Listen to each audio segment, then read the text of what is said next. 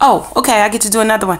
Okay, so I want to do another one on hair and beauty. And I just want to say, this ain't my hair. This some Brazilian stuff that I bought in the store.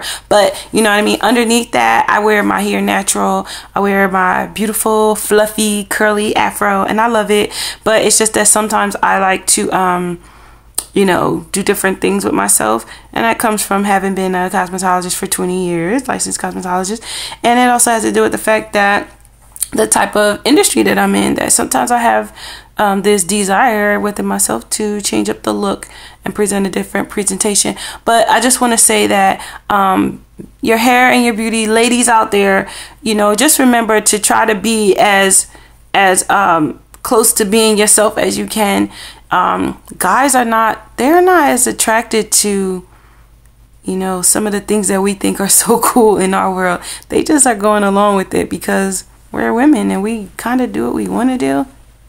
Yeah, we do. So, I mean, you know, if you find someone who likes your, you know, your different style of how you present yourself, then that's what's up. So always remember that hair and beauty, you have to remember to take care of yourself. Everything about yourself, not just, you know, your inner self, but also your outer self. Make sure that you always feel, you know, good inside and out, and always make sure that you keep good people around you, because good people around you help make you who you are and help keep you grounded in the midst of all kinds of wonderful things.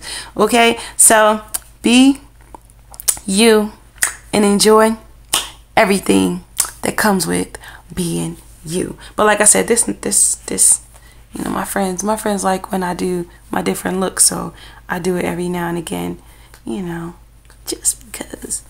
But yeah, all right, bye.